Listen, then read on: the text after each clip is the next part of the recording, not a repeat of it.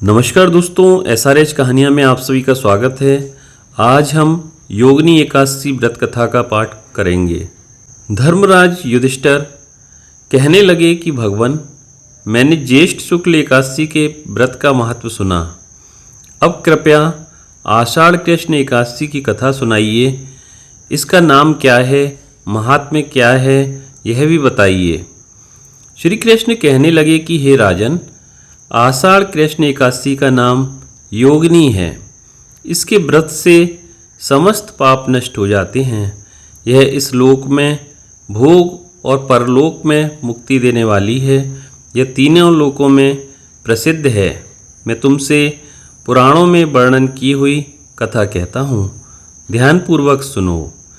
स्वर्गधाम की अलकापुरी नामक नगरी में कुबेर नाम का एक राजा रहता था। वह शिव भक्त था और प्रतिदिन शिव की पूजा किया करता था। हेम नाम का एक माली पूजन के लिए उसके यहाँ फूल लाया करता था। हेम की विशालाक्षी नाम की सुंदर स्त्री थी।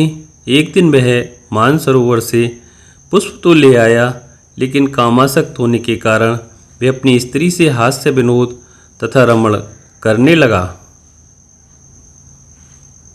इधर राजा उसकी दोपहर तक राह देखता रहा। अंत में राजा कुबेर ने सेवकों को आज्ञा दी कि तुम लोग जाकर माली के न आने का कारण पता करो, क्योंकि वह अभी तक पुष्प लेकर नहीं आया। सेवकों ने कहा कि महाराज, वह पापी अति कामी हैं, अपनी स्त्री के साथ हास्य विनोद और रमण कर रहा होगा। यह सुनकर कुबेर ने क्रोधित होकर उसे बुलाया। हेम माली राजा की भय से कांपता हुआ उपस्थित हुआ। राजा कुबेर ने क्रोध में आकर कहा, अरे पापी, नीच, कामी, तूने मेरे परम पूजनीय ईश्वरों के ईश्वर श्री शिवजी महाराज का अनादर किया है।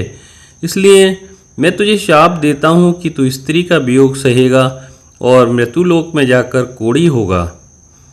कुबेर के शाप से हेममाली का स्वर्ग से पतन हो गया और वह उसी क्षण पृथ्वी पर गिर गया। भूतल पर आते ही उसके शरीर में श्वेत कोढ़ हो गया। उसकी स्त्री भी उसी समय अंतर्ध्यान हो गई। मृत्युलोक में आकर माली ने महान दुख भोगे। भयानक जंगल में जाकर बिना अन्न और जल के भटकता रहा। रात्रि को निद्रा भी नहीं आती थी, परंतु कि शिवजी की पूजा के प्रभाव से उसको पिछले जन्म की स्मृति का ज्ञान अवश्य रहा। घूमते घूमते एक दिन वह मार्कंडेय ऋषि के आश्रम में पहुंच गया, जो ब्रह्मा से भी अधिक वृद्ध थे और जिनका आश्रम ब्रह्मा की सभा के समान लगता था। हेममाली वहाँ जाकर उनके पैरों में पड़ गया। उसे देखकर मार्कंडेय ऋषि बोले, तुमने ऐसा कौन सा पाप किया है जिसके प्रभाव से यह हालत हो गई। हेममाली ने सारा वृत्तांत कह सुनाया। यह सुनकर ऋषि बोले, निश्चित ही तूने मेरे सम्मुख सत्य वचन कहे हैं, इसलिए तेरे उद्धार के लिए मैं एक व्रत बताता हूँ। यदि तू आषाढ़ मास के कृष्ण पक्ष की योगिनी नामक एकादशी का विधिपूर्वक व्रत करेगा तो तेरे सब पाप नष्ट हो जाएंगे। यह सुनकर हेममाली ने अत्यंत प्रसन्न होकर मुनि को साष्टांग प्रणाम किया। मुनि ने उसे स्नेह के साथ उठाया। हेममाली ने मुनि के कथनानुसार विधिपूर्वक योगिनी एकादशी का व्रत किया। उस व्रत के प्रभाव से अपने पुराने स्वरूप में आकर वह अपनी स्त्री के साथ सुखपूर्वक रहने लगा। भगवान कृष्ण ने कहा, हे राजन, यह योगिनी एकादशी का व्रत 88,000 ब्राह्मणों को भोजन कराने के बराबर फल देता है।